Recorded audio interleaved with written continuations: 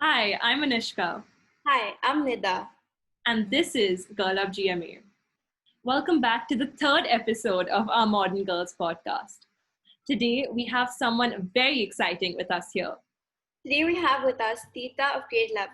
I'm pretty sure Hello. we've all heard of Theertha because of all the wonderful things she's done in the field of sports for modern. She's made us proud on several occasions. Theertha's done so much that it's hard to specify everything, but I think some of her most recent achievements would be she's a very prominent member of our inter-school football team, and she and the team have won a lot of tournaments and gone various places because of their amazing skills with the football. The next thing is she's also our school's cricket team captain, and I think biggest achievement that she has is that she's a part of the UAE Under-19 cricket team. Hi Tita, thank you for joining us and congratulations. I mean, you're like a wonder girl because to single-handedly play two sports at competitive level is phenomenal. First of all, hi, thank you so much. It's a pleasure. We're so excited to have you here with us today, Tita. Like, everyone knows so much about you. You are our school's like it girl when it comes to sports. So, Tita, we wanted to ask you now, you've been into this field for a long time. We've been hearing your name for a really long time. So, what got you into sports? Was someone your motivation? Did someone encourage you into this field? Like, what got you in here? As a kid, I always used to play around. I never used to sit still. And I think eventually I just tried different sports and eventually it turned into my passion. And nothing specifically motivated me. I was always into running around and not studying. So, who was your biggest motivation? Uh, I think my coaches, like when I see them work so hard and come for training, for extra training, it really makes me want to do well and pay back and make them feel happy and That's so make their nice. time worth it. I think we all need to appreciate our teachers more. Yeah, and I think that was a really nice idea that, if someone's putting in that kind of time and effort into you to kind of return that, I think that's a great source of motivation. Absolutely. Tita, according to you, what has been your biggest sports achievement till date?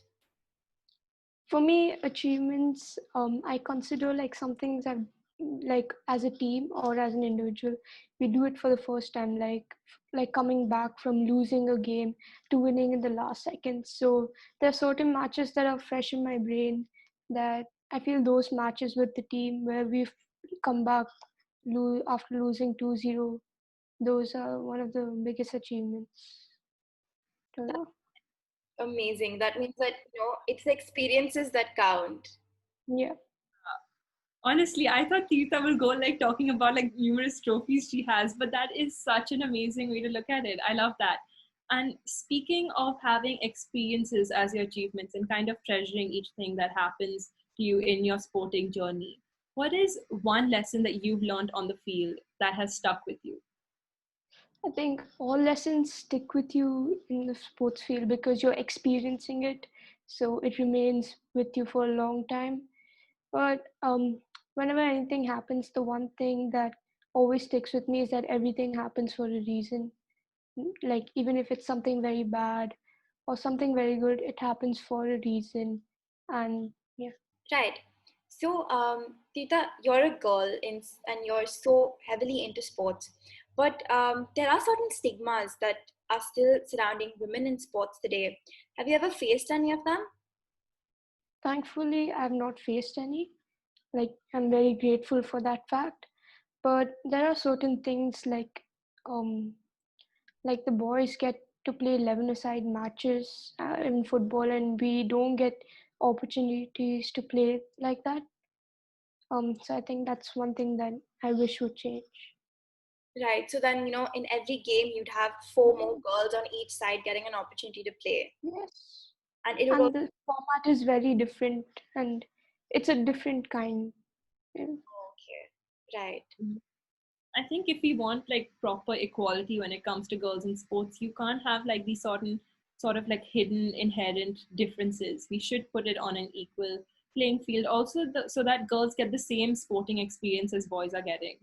Yeah, So because one thing is in professional football, you're not going to play 7-a-side, it's only 11-a-side.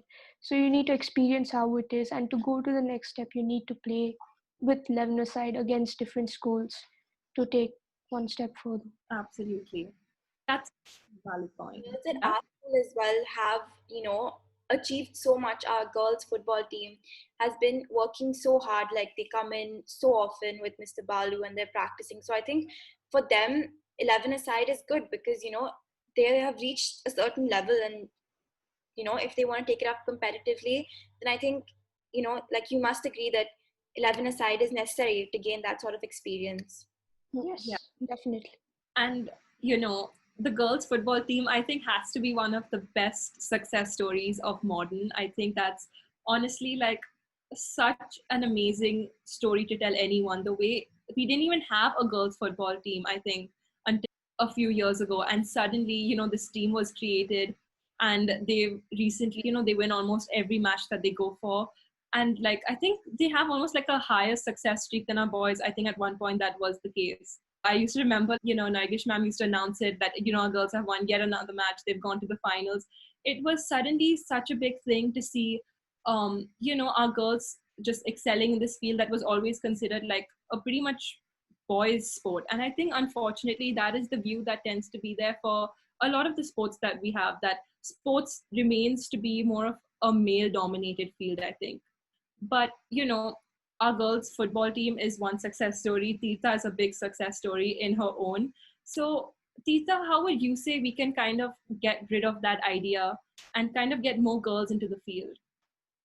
I think it's instead of taking the game seriously, the first thing is to make sure the kids or who is going to start, they have to enjoy what they're doing, they have to enjoy what they're playing, and that passion automatically strikes in. And I think the main thing is they just need to try. It's eventually you'll gain the skill. It's not like even me, I wasn't talented in football. It's just that I practiced and became like how can I can play today. So I think it's just a matter of taking the first step and just trying the sport without any mental blockage. I think that might be something that does exist in us girls. Like I can say definitely for myself, I have that mentality, or I used to. I'm really working on removing that. That if I'm not instantly good at something, I don't want to do it anymore. I feel like girls somehow have a higher tendency to lean towards that kind of mentality than guys. I mean, it's not a hard and fast rule or anything. I don't think that like it's a set thing, but I do think we do have a higher tendency to not really want to push ourselves so much to kind of get better if we're not instantly good at it. So I I think, for girls, Anushka, sorry to cut, but for girls around us, I think we can speak only for them because they're the ones that, we interact with. It's more about, being very good at something, that kind of like that process of, okay, I start off as not good and then I move up, getting better with the practice that I do.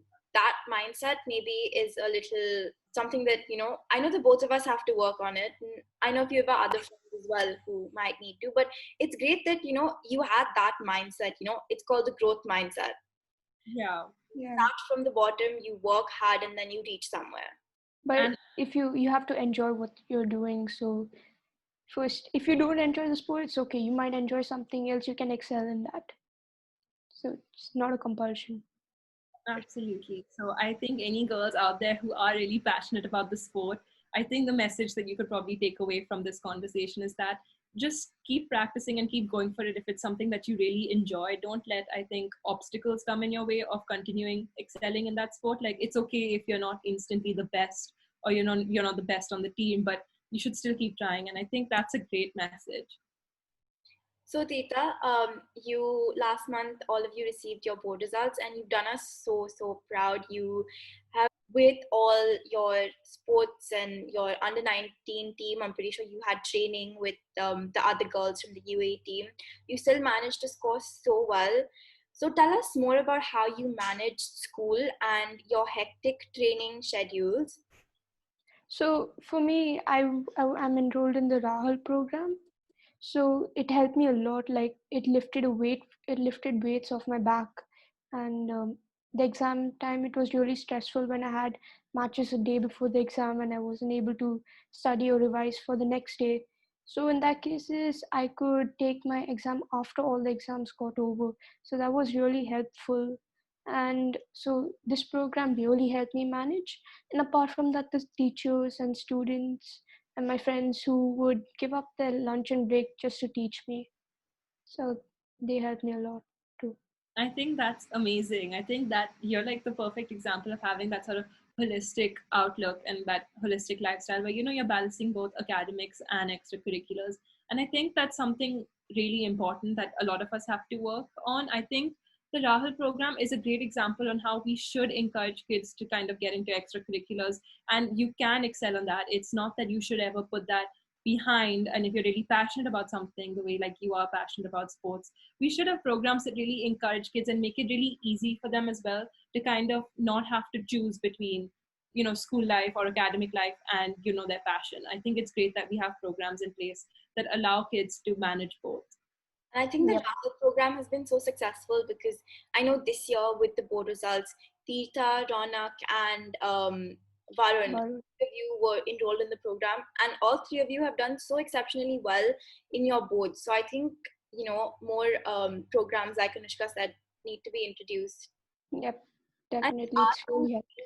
has taken a step forward. So I think not speaking about our school, but speaking in general for other students all over the world.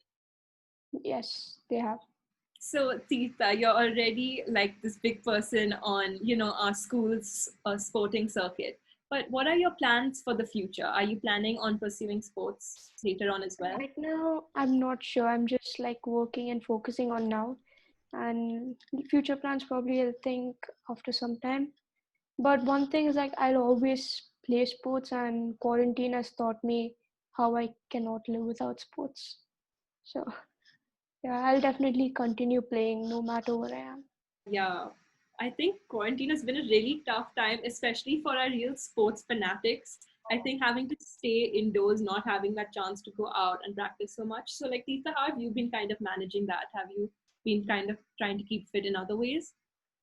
Yeah, I've been doing my fitness and I've broken some glasses at home. My mom shouted at me, but my dad and I keep practicing, and you can't stay just sit inside these four walls. It becomes a little tiring after a point, and you get really bored and fed up and angry with everything you do. So think it's a good thing, like just go out, look outside and get a feel of the world and continue fitness at home. Think. That's great.